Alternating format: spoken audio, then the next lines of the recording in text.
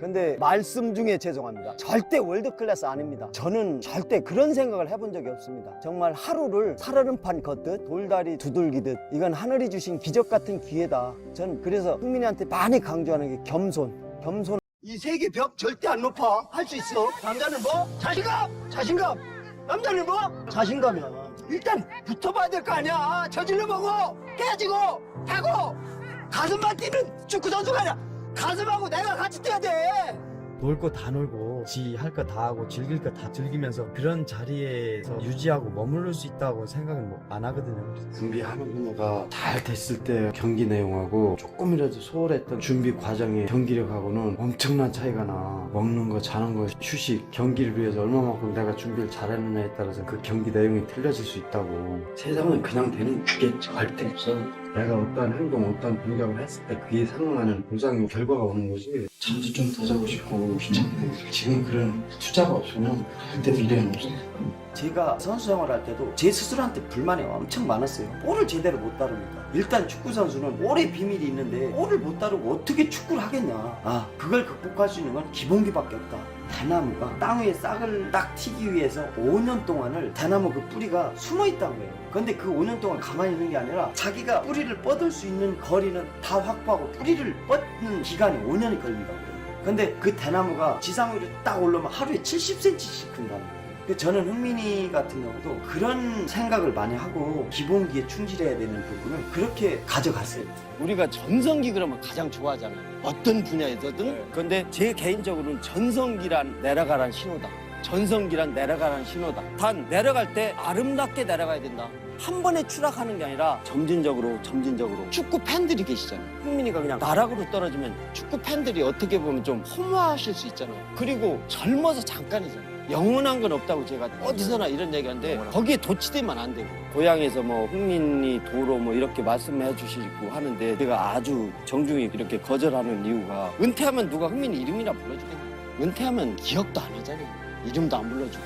그렇다고 지금 조금 뭐 흥민이가 현역이 있다 그래서 교만 떨고 할 거 아니잖아요.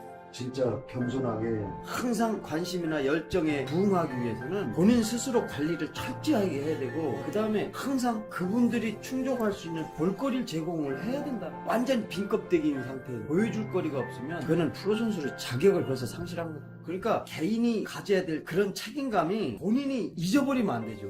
흥민이 너한테 아빠가 얘기하는 지금이 최고 행복할 때야, 알아? 근데 말씀 중에 죄송합니다. 절대 월드클래스 아닙니다. 저는 절대 그런 생각을 해본 적이 없습니다. 정말 하루를 살얼음판 걷듯 돌다리 두들기듯 이건 하늘이 주신 기적 같은 기회다. 전 그래서 흥민이한테 많이 강조하는 게 겸손하게. 그 다음에 이거는 젊은 시절 잠깐 너한테 우리한테 하늘이 주신 기적 같은 기회이기 때문에 은퇴하는 시기를 1년 늦추면서 이건 제한적인 기간이기 때문에 정말 집중해서 하루하루 살아야 된다. 저 자신도 그렇게 살고 있고요. 제가 몸 관리 안 하고 운동 안 하면 흥민이 이렇게 시킬 수가 없어요.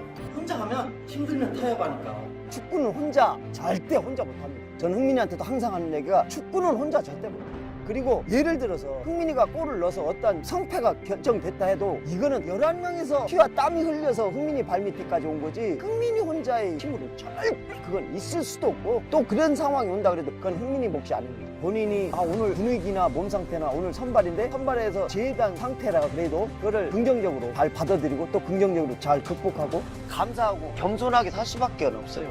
저는 흥민이한테 그런 얘기는 해요. 경기장에 갈 때 경기 결과, 네 경기 내용 이걸 떠나서 흥민아 네가 이거 축구 행복해서 했잖아. 오늘 행복하게 경기하고 와. 이렇게 얘기를 해요.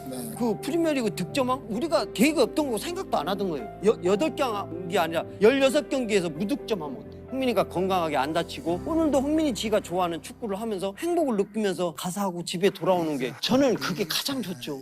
경기할 때는 한치 양보도 없이 해야 된다 그랬지만 경기가 딱 끝났을 때는 우리가 졌어도 상대에 대해서 덕담을 할 수 있을 정도의 네 아량이나 네 여유가 있어야 된다. 경기 중에 우리가 지금 지고 있어도 상대가 쓰러진 것을 시야에 들으면 그 볼을 밖으로 차낼 정도 그 정도의 여유를 가지고 있어야 된다. 상대에 대한 예의나 배려에 대해서 그렇게 강조를 해요. 연봉이고 뭐고 다 떠나서 지금까지 네가 어린 나이에 와서 이렇게 고생을 했으니 정말 네가 살아보고 싶은 도시, 네가 가서 공차고 싶었던 구단 가서 행복하게 공차다가 은퇴하는 게 내 개인적인 바람이다라는 얘기를 이제 몇 번 했어요. 제가 어디서 읽은 그 말이 있는데 99%의 노력과 1%의 운이 필요하다는 그 말을 들은 적이 있어요. 그 많은 피나는 노력이 있어야 되고 그 많은 연습과 노력이 필요하다. 진짜 노력도 안 하고 TV나 보고 게임이나 하고 그랬다면 그런 운도 안 따라줬을 수도 있겠죠. 임무원려 필유근우라고. 멀리 보지 않으면 가까이 근심이 있다. 과거에 발목 잡히면 미래를 잃는 거야.